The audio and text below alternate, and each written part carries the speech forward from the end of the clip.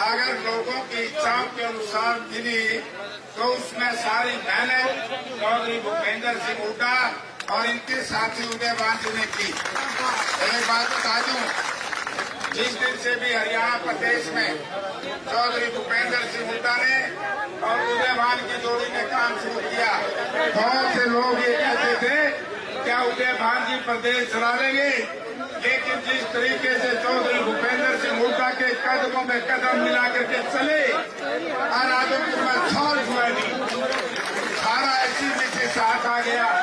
आज ये जोड़ी बड़ी मशहूर है। मैं सारे सबकी तरफ से प्रधान जी आपको बता दो।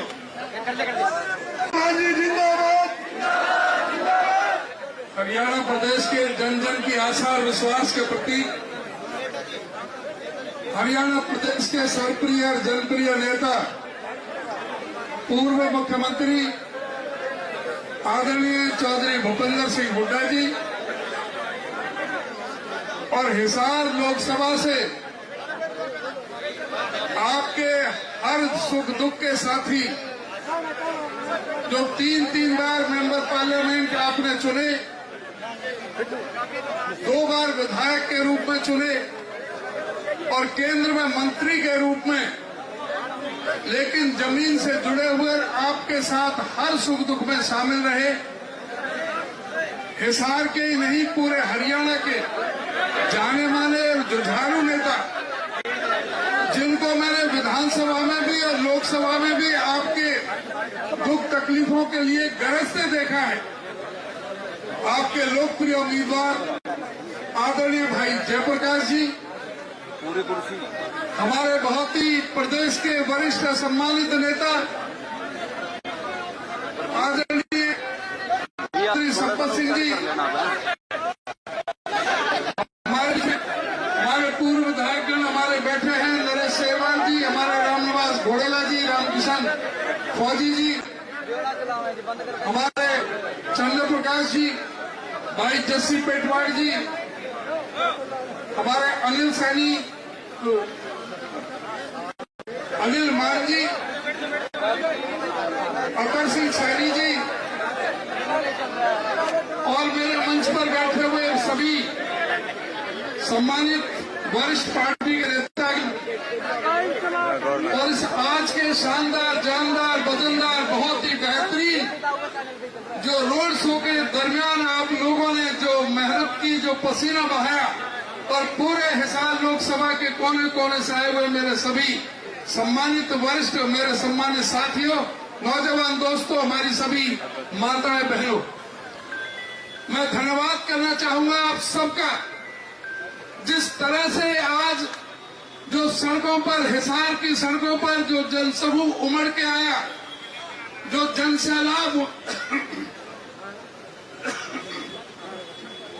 जनसैलाब सड़क पर उमड़ के आया और जो भाई जयप्रकाश जी को अभूतपूर्व जन समर्थन और सहयोग देखने को मिला हिसार की सड़कों पर, यह इस बात का प्रतीक है, प्रमाण है।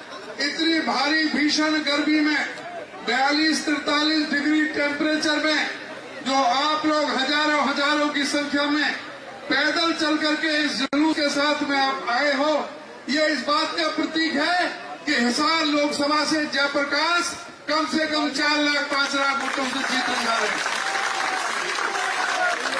लेकिन ये 25 तारीख तक आपने ये जोश और जज्बा बना करके रखना है।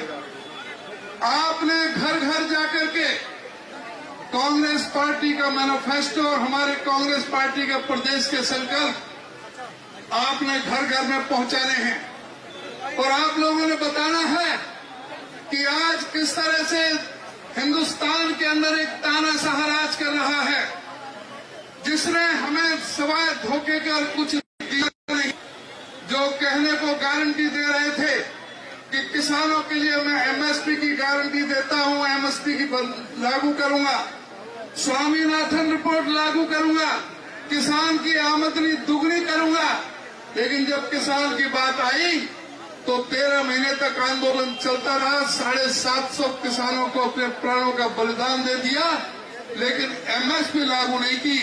दोबारा जब एमएसपी लागू कराने के लिए जब पंजाब से आंदोलन चला तो किस तरह से वहां पर ड्रोनों से हमला किया गया, किस तरह से अंतर्राष्ट्रीय दीवार की तरह खड़ी कर दी, जैसे कोई पाकिस्तान से कोई आ रहे हैं। दिल्ली में घुसने नहीं देंगे किसानों को। और ये मुख्यमंत्री करनाल में कहता था कि ये किसान जो आंदोलन कर रहे हैं इनका बगैर सर फूटे एक भी नहीं जाना चाहिए। अब बताओ, आपने इनको जवाब वोट के जरिए देंगे कि नहीं देंगे? आज समय आया है आप लोगों के पास में। इन लोगों ने किसानों के साथ जो दुर्दशा की, जो हमारी महिला पहलवानों के साथ, जो नरेंद्र मोदी कहते थे कि जो बेटी बचाओ और बेटी पढ़ाओ, क्या किस तरह की बेटी बचाओ और बेटी पढ़ाओ के नारे थे? हमारी पहलवान बेटियों के साथ जिनका यौन शोषण करने का दुस्साहस इन्होंने एमपी ने किया, उसको उसके बेटे को भी अब टिकट देने का काम किया है सरकार ने। और कर्नाटक में जेडीएस का एमपी प्रज्वला प्रसन्ना 400 महिलाओं का बलात्कार करने वाले के लिए ये नरेंद्र मोदी वोट मांगने के लिए जाते हैं। इधर को मणिपुर में हमारी हजारों महिलाओं के साथ किस तरह का व्यवहार होता है, किस तरह से व्यवहार होता है, इसको मणिपुर का मैं नहीं बोल सके। इन लोगों ने हमारे जज्बातों से खेलने का काम किया है। ये लोग जो कहते थे कि 100 दिन के अंदर महंगाई को कम कर दूंगा, 100 दिन के अंदर अंदर काला धन आ जाएगा। काला धन की तो बात छोड़ो, काला धन जो था वो सारा सफेद बनकर के चला गया। सारे अमीरों की योजनाएं हैं इनकी, जो नरेंद्र मोदी कहते थे कि सौगंध मुझे इस धरती की, मैं देश नहीं बिकने दूंगा। आज जल थल नभ सब बिकाऊ हैं। आज हवाई जहाज बेचे जा रहे हैं, हवाई अड्डे बेचे जा रहे हैं, रेलवे स्टेशन रेल बेची जा रही हैं, पनडुब्बी बेची जा रही है, बंदरगाह बेचे जा रहे हैं, आज कोयले की खानें बेची जा रही हैं, बिजली के सारे कारखाने बेचे जा रहे हैं, इंश्योरेंस कंपनियां बेची जा रही हैं। सारे पब्लिक सेक्टर को इन्होंने तबाह करके रख दिया है। सरकारी नौकरी कोई लगाई नहीं। कहते थे 2 करोड़ नौकरी हम हर साल लगाने का काम करेंगे। इन्होंने जो नोटबंदी की थी उसके जरिए 12 करोड़ लोगों का रोजगार छीनने का काम किया। देखिए, आज पूरे देश चुनाव लड़ रहा है अलायंस में, इंडिया अलायंस में।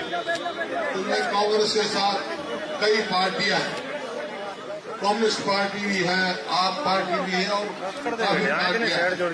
तो सवाल इस बात का आता है कि ये अलायंस क्यों हुआ, क्या मकसद है इस अलायंस का? आज हमारे को आम पार्टी के आदमी साथी भी मिले, कांग्रेस, लेकिन हमारे जो मकसद है वो पूरे देश में इकट्ठा होकर देश का संविधान बचाना है, प्रजातंत्र बचाना है। और जहां तक कांग्रेस पार्टी का सवाल है, हमारे अध्यक्ष जी ने तफसील में मैनिफेस्टो बता दिया जो राहुल गांधी जी ने बनाया। हर वर्ग को, किसान, मजदूर और आपका महिला, युवा, सारे वर्गों के बारे में उन्होंने लिखा है व्याख्या करके। और ऐसे वायदे किए हैं, अरे पीछे चुप हो जाओ भाई, ऐसे वायदे किए हैं जो वायदा निभाएंगे। किसान का एमएसपी की गारंटी देंगे और कर्ज माफी से लेकर कर्ज मुक्ति तक लेके जाएंगे। ये है सब बहुत सारी है। लेकिन मैं एक बात और कहना है, आज ये चुनाव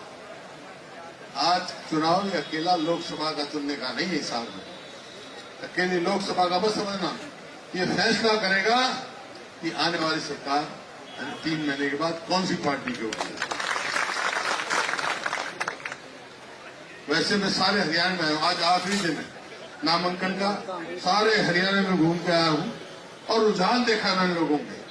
जिस प्रकार से 36 बिरादरी का, हर वर्ग का सहयोग हमारे उम्मीदवारों को मिल रहा है, उसके आधार पर मैं कह सकता हूं कि लोगों ने मन बना लिया है कि अगली सरकार हरियाणा में कांग्रेस की बनाएगी। अब आपसे सवाल पूछ सकते हैं कि भाई ठीक बात है, लोकसभा एक रास्ता दिखाएगा सरकार हरियाणा में बनाने का, अगर आपकी सरकार बन गई तो क्या करोगे? तो भाई जो हम कहते हैं करते हैं। मैं तो 4-5 मोटी मोटी बात बता के जा रहा हूं आपको। एक तो भाई हमारी सरकार बनेगी तो बुजुर्गों की पेंशन 6,000 रुपये होगी और 300 यूनिट बिजली फ्री होगी और ओल्ड पेंशन स्कीम लागू करेंगे हम। और जैसा इन्होंने कहा, और जो महिलाएं बैठी हैं यहाँ पर, सब घरों में गैस इस्तेमाल करते हैं। जो 2014 में गैस सिलेंडर का भाव 450 था, अब 1000 पार कर गया, तो कहीं भी 1200 हो गया, तो किसी को भी हरियाणा में 500 से ज्यादा सिलेंडर की कीमत नहीं। इसी प्रकार जो गरीब आदमी के 100 गज के प्लॉट थे, 4 लाख प्लॉट दिए थे हमने, इस सरकार ने एक नहीं दिया, एक भी। जो दिया हो तो गांव का नाम बता दे, आदमी बता दे। कोई स्कीम फिर शुरू करेंगे। खेल खिलाड़ी को जो हमने सुविधा दी थी, जो पूरे दुनिया में नाम गया हमारे खिलाड़ियों का, इन्होंने बेइज्जती की उनकी, हम फिर से वो नीति लागू करेंगे। इस प्रकार से बहुत सारी बातें हैं जो हमारी सरकार बनने पर हम करेंगे। लेकिन सवाल इस बात का है कि भाई सरकार आपने बनानी है तो आप मेरे को बताओ, हाथ खड़े कर बताओ। सरकार बनानी है तो एक काम करना भाई, जयप्रकाश को कई लाख वोटों से जिताएंगे।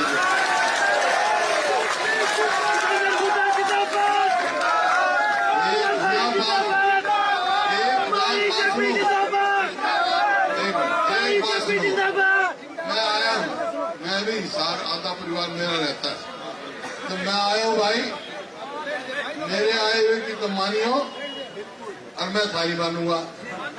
मेरी के मानोगे तुम मानोगे कि जयप्रकाश को लाखों वोट से जिताना, मानोगे? तो एक बात सुनो, जयप्रकाश को लाखों वोट से जिता दियो, सारी सरकार मैं बना दूंगा।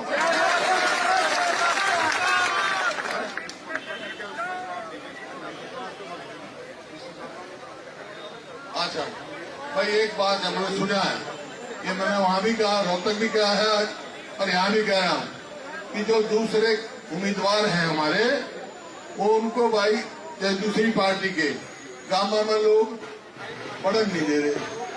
तो ऐसा नहीं भाई, कोई गांव में बेशक पढ़न दो, पर उनको लोकसभा और विधानसभा में मत पढ़न दो। वोट की चोट से मार दो, वोट की चोट है प्रजातंत्र में, मंजूर है।